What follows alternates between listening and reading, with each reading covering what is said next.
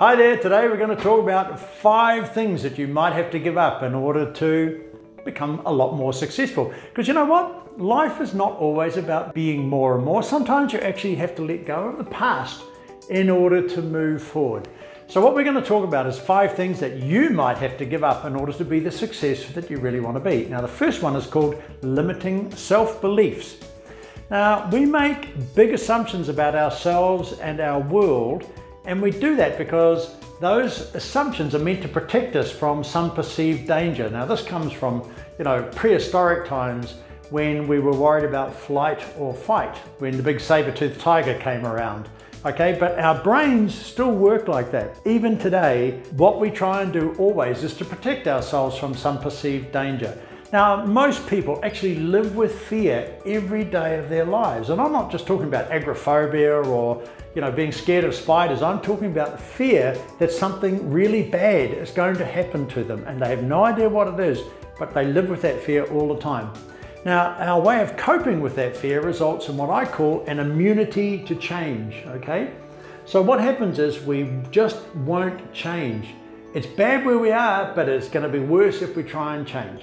So humans get into a cycle of wanting to change one part of their lives, but actually they act in direct opposite to their desires. So let's say you want to give up smoking, but I'll do it tomorrow. And I know why I should give up smoking, so I'm just going to smoke every cigarette in the house tonight, and then I'll give up tomorrow. Oh, no, well maybe I'll give up the day after that. So we have very, very well developed internal systems for managing the anxieties of everyday life. And what happens is that these defense mechanisms help us to resist what feels threatening, but they also make us believe things that may not be true. So these false beliefs convince us that many things are impossible for us to do, when in actual fact, they're completely possible for us to do.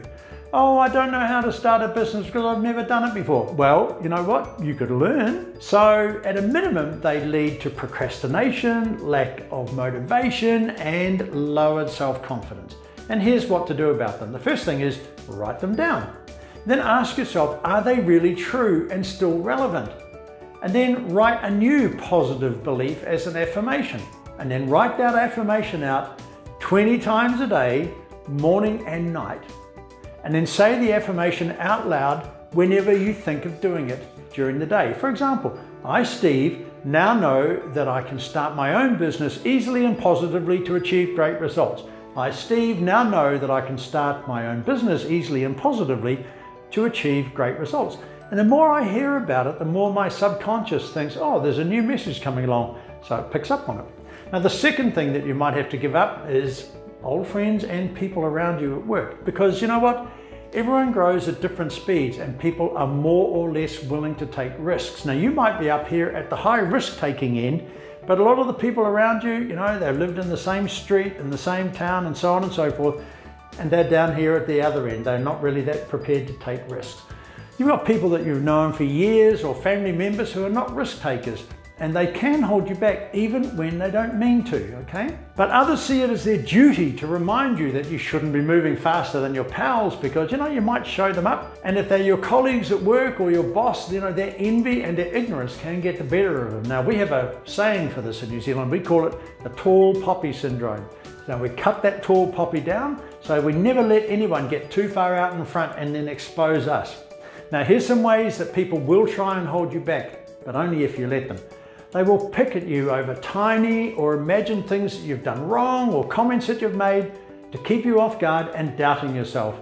I've had personal experience of this some years ago. It can be absolutely crippling. They'll also tell you that your aspirations are too grand. Oh, you're never going to be able to run your own business. What do you know about running a business? They'll tell you that you ought to be more humble and set less ambitious goals. They'll remind you of your faults. That happens to me a lot, but that happens because I've actually got a lot of faults. But these people are doing it in order to suppress you. Now, they'll criticize your ideas and plans even when they are not knowledgeable about the subject matter in particular. They just want to keep you down, and they will marginalize you and they'll discount your accomplishments. They'll also send you messages that you're upsetting them, and they'll leave you out of communication loops. They'll praise other people but not you, and they're generally going to diss you whenever they get the chance. They may even outright attack you and all your ideas in family gatherings or when you're out with them and your friends. They may even get you fired if you work for them. So the best way to manage them, quite simply, is to walk away. You will exhaust yourself trying to convince them to think differently. At some point they may come round, but in the meantime, just don't engage. Okay? In some cases you can't actually physically walk away, so I'm going to teach you a neat little method. It's called respond, don't react. Okay? Respond, don't react.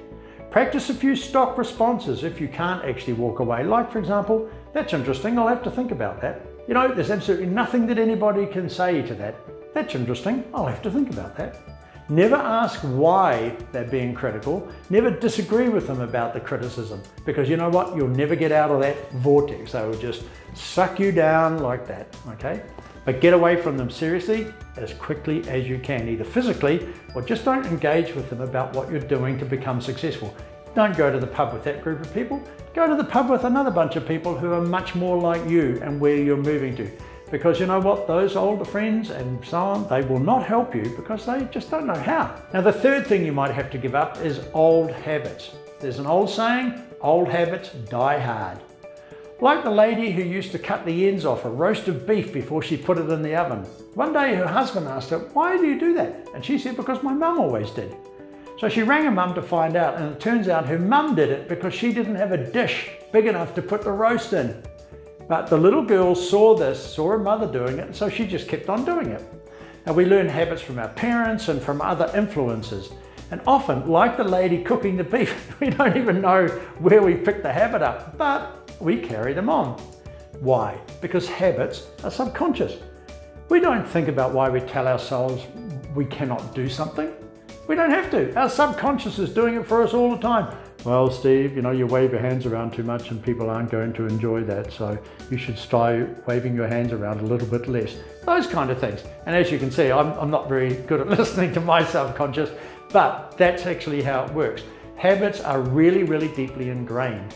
The hardest part is to catch ourselves doing them. One habit we might be able to catch ourselves doing is in the way that we talk to ourselves. If we keep saying to ourselves, I always or I never, then we can change that narrative quote quite easily. So I always get things wrong, or I never turn up on time, or I always make mistakes and things. The first thing to ask ourselves under those circumstances is what, always? Or what, never? Like for example, I always get the details muddled up, so I never get things right. So you ask yourself, what about last week when I completed that report on time and my client said she was really happy with it? So it's not always, at best it's sometimes. And if you know what it is that makes you muddle things in this particular instance, you can put steps in place to be more careful and develop the habit, in this instance, of double checking. So what we've done here is three things. We've caught ourselves doing it, number one. Number two, we have provided alternative evidence to ourselves that, you know, sometimes the habit isn't right. So maybe the habit is outdated.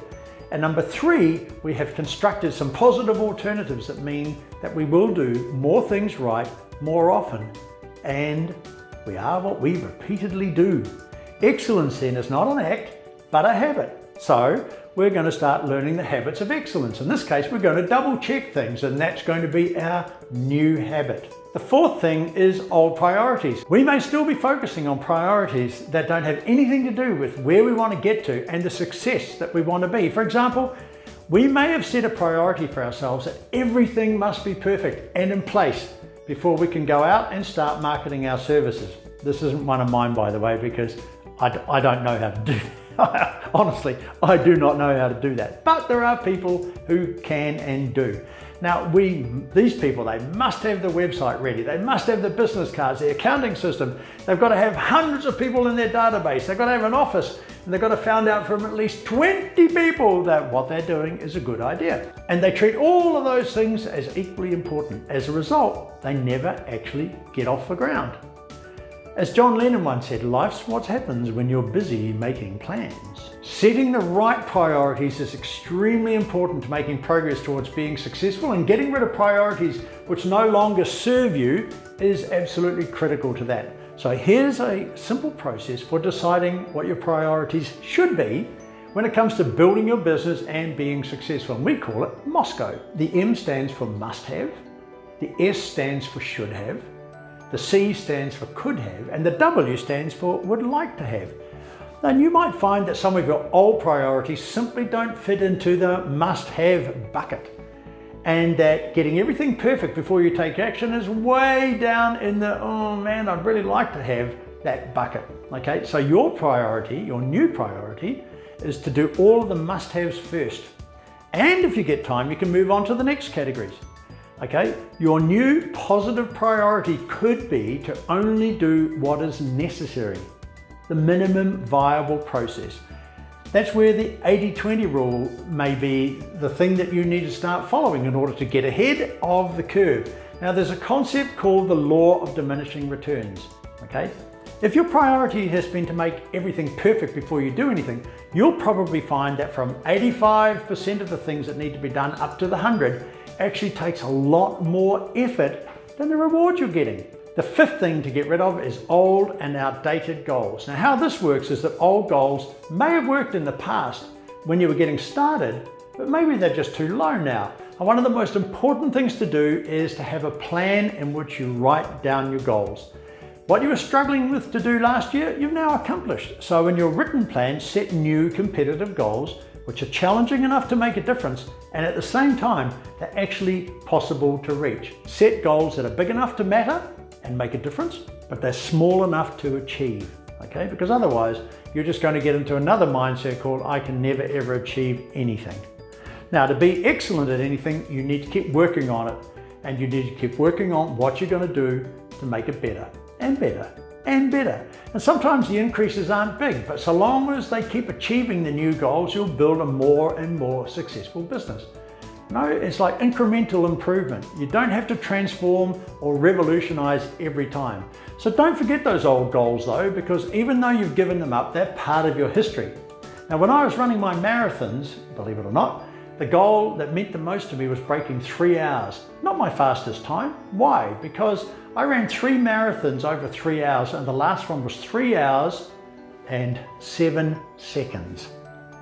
After 42 kilometers or 26 miles, I was gutted. The next marathon, less than 3 weeks later, I completed in 2 hours and 53 minutes.